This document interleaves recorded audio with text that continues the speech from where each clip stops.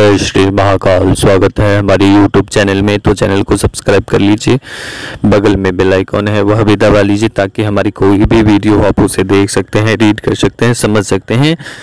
और आशा करेंगे कि सभी 11,000 सब्सक्राइबर पूर्ण होने में आप लोग सहायक बनेंगे। इसी कामना के साथ आज हम एक ऐसी क्रिया जिसके माध्यम से आपके मस्तिष्क में, आपके इस कपाल में जो भी व्याधियां हैं, जो भी पीड़ाएं हैं, जो भी चिंतन चलते हैं, जो आपको परेशान करते हैं, अनावश्यक परेशानियां, अनावश्यक चिंता, जो भी इच्छाएं हैं वो पूर्ण नहीं हो पा रही है, तो ये काम कला कपालिनी क्रिया है। काम कला कपालिनी क्रिया, इसके माध्यम से कोई भी कार्य आप अपना सिद्ध करवा सकते हैं। इस क्रिया के माध्यम से अधूरे कोई भी कार्य हो, अधूरी कोई भी इच्छा हो, आपकी कामना सिद्ध नहीं होती है। जीवन में हमेशा संघर्ष ही करते रहते हो। यह क्रिया आपके जीवन शैली को, आपके जो भी अधूरी इच्छाएं हैं उन सभी को पूरा करने वाली यह क्रिया है। तो ये प्रचंड क्रियाएं हैं, ठीक है। तो इस क्रिया का नाम है काम कला कपालिनी क्रिया, ठीक है। जो अभी तक आपने इस क्रिया को YouTube पर कहीं भी नहीं देखा होगा, ठीक है।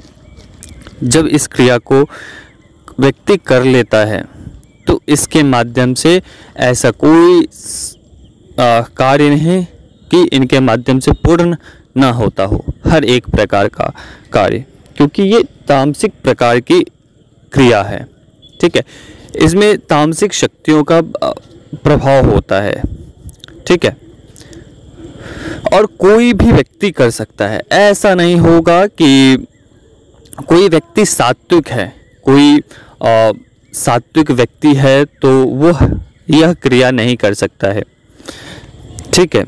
जो अब मान के चलिए कोई भी कोई भी व्यक्ति तामसिक वस्तुओं का सेवन नहीं करता है तो इसका मतलब ये नहीं कि वह इस क्रिया पर नहीं बैठ सकता है। बिल्कुल बैठ सकता है इस क्रिया के ऊपर, क्योंकि ये इस प्रकार की क्रिया है, बहुत ही उग्र प्रकार की क्रिया है, ठीक है। तो कोई भी व्यक्ति कर सकता है। ये आवश्यक नहीं है कि जो गले में वो धारण करते हैं ना तुलसी माला, तो वो धारण किए हैं तो इसका मतलब तामसिक क्रियाओं का प्रयोग नहीं कर सकते। ऐसा कुछ भी ये दिक्कत वाली बात नहीं है, ठीक है। हाँ, वर्जित क्या होता है? वर्जित होता है कि आप मांस मदिरा का सेवन नहीं कर सकते हैं, ठीक है। ना आपको इस क्रिया में आपको खाने पीने का किसी भी प्रकार का कोई परहेज भी नहीं है, ना इसमें आवश्यक है कि आपको खा पी कर ही इस क्रिया को कर सकते हैं, ठीक है ना। तो ये इसमें देखो, कोविड में किसी भी प्रकार की कोई परेशानी नहीं है। आप खाते पीते हो तो भी ठीक है, अगर खाते पीते नहीं भी हो कोई दिक्कत नहीं है। आप सदाचारी हो, आप मतलब कि तामसिक चीज़ों का प्रयोग नहीं, खाते पीते नहीं हो, तो उससे कोई दिक्कत नहीं है, ठीक है।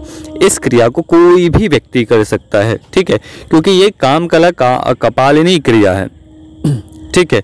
इस शक्ति उग्र प्रकार से प्रभाव देती है, उग्र प्रकार की है, ठीक है।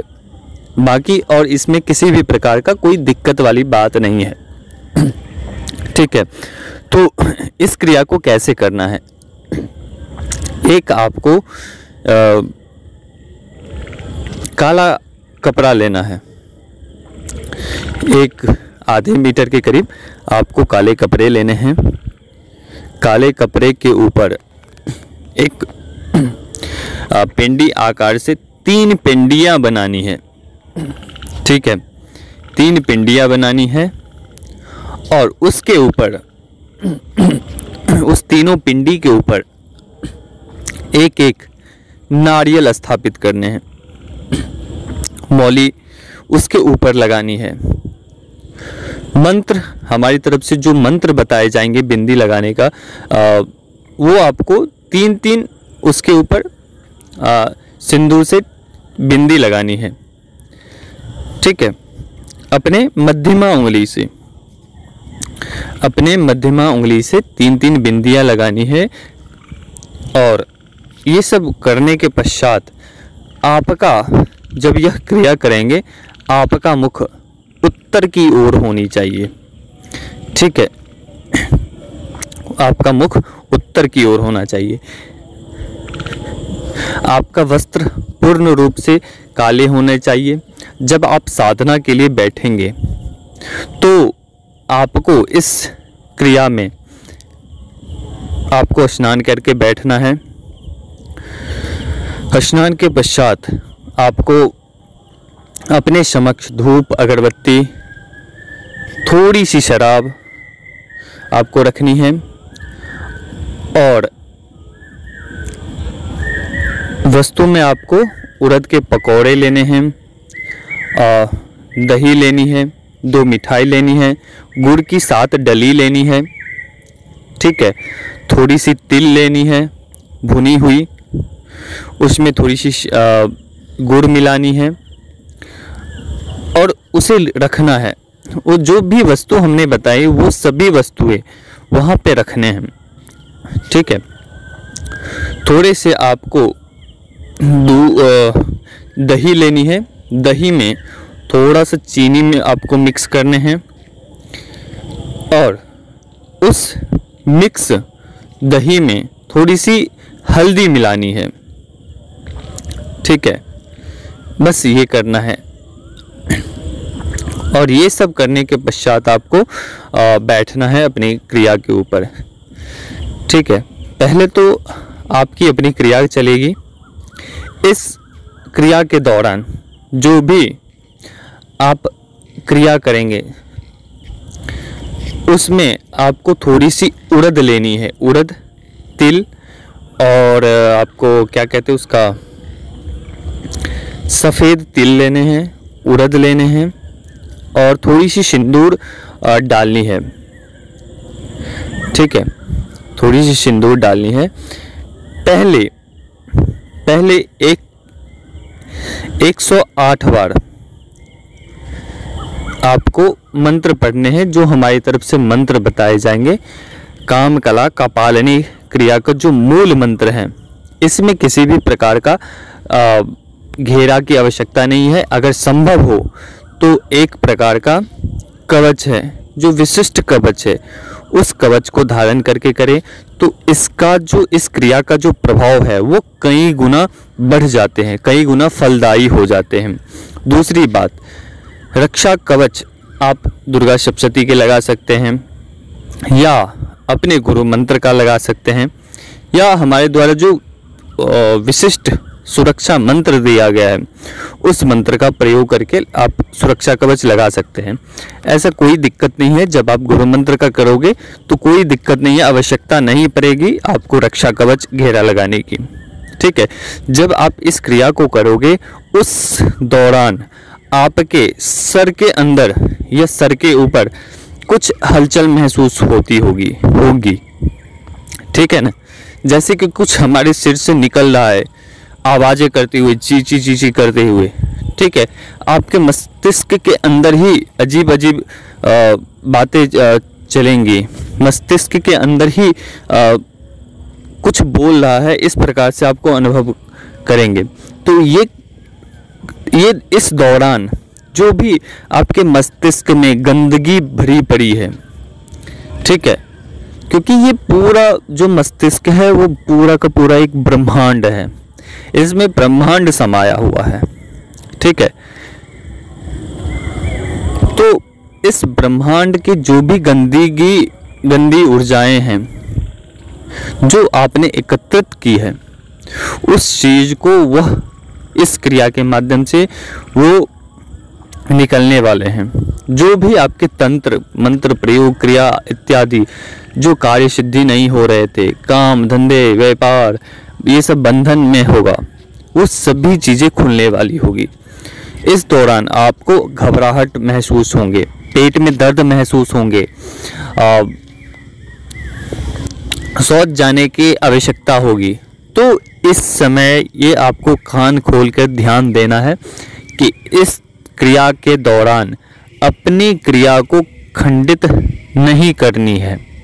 ठीक है, आपने इस क्रिया के ऊपर एक बार बैठ गए, आपने मंत्र आरंभ कर दिए, तो इस दौरान आपको उस क्रिया से उठना नहीं है, पूर्ण करके ही उठना है आपको अपनी क्रिया।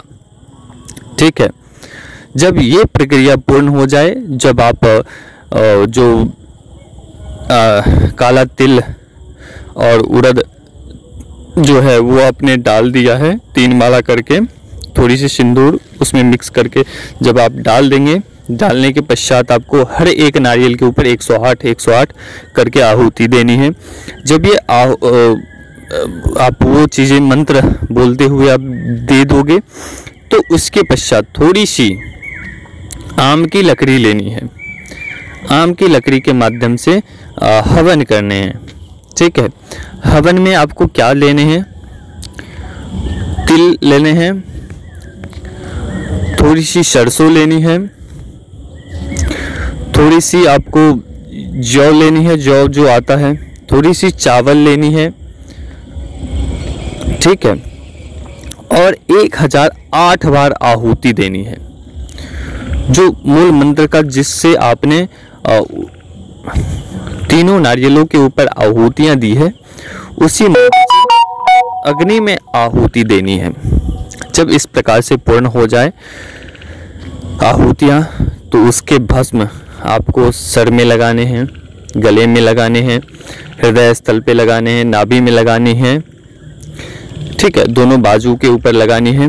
इस प्रकार से वो पूर्ण हो जाएगा। ठीक है, पूर्ण आहुति का मंत्र होता है, वो मंत्र पढ़कर उसमें एक गरी गोला जो आता है, जो नारियल का जो अंदर का जो भाग होता है सूखी हुई, वो आपको मिल जाएंगे मार्केट में।